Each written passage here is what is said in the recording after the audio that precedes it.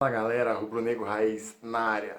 Nação, seguinte, devido à incerteza e à não confirmação do Gabigol para 2020, o Flamengo vai ao mercado, o Flamengo está indo ao mercado. O Jorge Jesus, desde quando chegou ao Flamengo, ele disse que precisa e quer um centroavante número 9, aquele raiz mesmo. O Gabigol, galera, nessa temporada ele até fez essa posição, ele foi o nosso centroavante, mas a posição do Gabigol, ele sempre jogou muito mais pela beirada do que pelo meio, entendeu? Ele não é aquele centroavante fixo, aquele centroavante, como é que fala? Aquele centroavante que não sai da área, aquele centroavante que fica só na área esperando bola para fazer gol. Não, o Gabigol muitas das vezes, até nesses campeonatos que teve, Libertadores, Brasileiro, ele jogou como ponta, muitas das vezes, e o Bruno Henrique vindo por dentro, do que um centroavantão mesmo. Então, com essa com essa incerteza, se o Gabigol fica ou não, porque tá demorando muito, entendeu? Eu concordo com o Braz na hora que ele disse que a gente tem que esperar mesmo, a gente tem que esperar um pouco, porque a gente já esperou por outros jogadores, então a gente já tem que esperar mesmo um pouco, ter mais calma, entendeu, galera? Porque as coisas não acontecem assim do dia pra noite. A gente tem que ter calma para resolver essa situação do Gabigol, porque não é algo fácil de se resolver, entendeu? Tá, mesmo que o Flamengo já tenha feito a proposta, esteja tudo na mão do Gabigol, mas eu acredito que o Gabigol esteja esperando alguma proposta, se tiver alguma proposta da Europa, entendeu?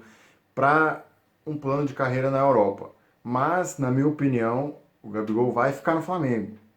Mesmo assim, o Flamengo tem ido ao mercado, o Flamengo tem ido à procura de jogadores para aquela posição, para ser substituto do Gabigol, porque a gente não tem uma altura. Nosso substituto do Gabigol no momento é o Lincoln, e como vocês sabem, não está à altura do Gabigol para ser aquele reserva imediato.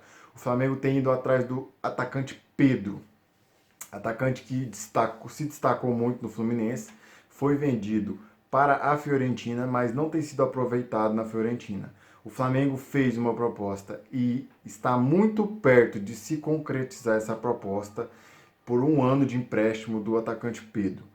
Entendeu? A Fiorentina já disse que sim.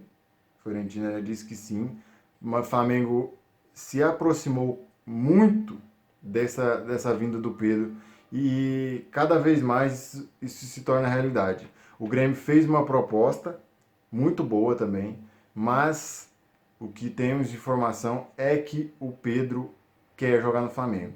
A opinião e a decisão do jogador que está pesando, entendeu? Ele poderia muito bem ir pro Grêmio, mas ele quer jogar no Flamengo, entendeu, galera? Inclusive temos um vídeo aqui para vocês aqui do João Guilherme, da Fox Sports. Aqui na sequência vai rolar o vídeo para vocês aqui do João Guilherme explicando tudinho direito, como funciona o contrato e tudo mais. É isso daí, nação. Antes de assistir o vídeo, já se inscreve aí no nosso canal, deixa o like no vídeo pra gente saber que vocês estão gostando do vídeo, dos vídeos que saem aqui no canal, compartilhe com seus amigos. Fiquem aí com o vídeo do João Guilherme explicando a situação do Pedro. Saudações rubro-negras. E a gente vai falar de um jogador revelado pelo Fluminense e vai lembrar de um ditado da vida: a vida dá muitas voltas. Vocês se lembram que há mais ou menos uns 5 meses nós trazíamos a informação aqui no expediente e debatíamos que o Flamengo tentou a contratação de Pedro, revelado pelo Fluminense, logo no início da gestão do Mário Bittencourt. Exatamente. O Flamengo ofereceu 12 milhões de euros por 75% dos direitos do Pedro.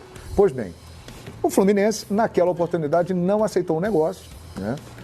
E negociou a seguir o Pedro para a Fiorentina por 11 milhões de euros. Muito bem. Pedro chegou lá na metade do ano, ainda não conseguiu se firmar. O Grêmio mostrou interesse pelo jogador e o Flamengo também. E a informação que chega agora é a seguinte: o Flamengo avançou muito para ter o Pedro por empréstimo de 1 ano. A proposta do Grêmio também é interessante. Mas o que se fala nos bastidores é que a vontade do jogador está pesando nessa situação. O Pedro tem um interesse de jogar no Flamengo e estar no Flamengo. Então a negociação caminha para que Pedro venha para o Flamengo por empréstimo de 1 ano. Lembrando que é um pedido aí do Jorge Jesus de ter um jogador com a característica do Pedro. Então o Pedro, revelado pelo Fluminense, que o Flamengo tentou contratar diretamente ao Fluminense e na época não foi possível, agora alguns meses depois pode estar chegando ao Flamengo. Tem uma fumacinha de Gabriel Barbosa não ficar com a chegada do Pedro? Nesse momento, Gabriel Barbosa não está. Então, não está. Mas por isso que eu botei fumacinha, Gabigol né?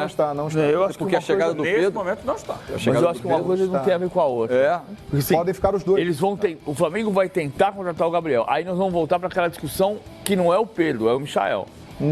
A discussão volta a ser o Michael. Sim. Porque se eu tenho o Gabriel e o Bruno Henrique, se tiver Gabriel e Bruno Henrique, se eu tenho o Pedro, que é o reserva do Gabriel, e aí eu tenho Michael, Vitinho, Pedro Rocha e De Arrascaeta, aí você começa a ter uma quantidade de jogadores trazer o Pedro. que não vão jogar. E ainda que você tenha o elenco mais poderoso do Brasil, em teoria, é aquilo que aconteceu com o Palmeiras no ano passado. Você começa a ter uma necessidade de administrar as vaidades de quem não joga também. Especialmente num time que não vai ter rodízio. A gente sabe que o Palmeiras de 2018, que foi campeão com o Banguzinho, deu mais certo do que o Palmeiras de 2019, que muita gente ficava do lado de fora. Sim. Não é que tenha tido crises enormes, saindo na pancada e tudo mais. Não foi isso. Mas quando você tem 11 que jogam sempre, você tem 11 que não jogam nunca. Lembrando que o Flamengo terá Ou jogam um calendário puxado no ano que vem, né? Inclusive com algumas competições agregadas. Verdade. Ali, Recopa Sul-Americana, Supercopa do Brasil, que é apenas um jogo, dia 16 de fevereiro, e o detalhe da Copa América. Entre junho e julho, o Brasileirão não vai parar e por 10 rodadas, jogadores convocados não participarão do Campeonato Brasileiro. Isso também é um ponto importante nessa observação.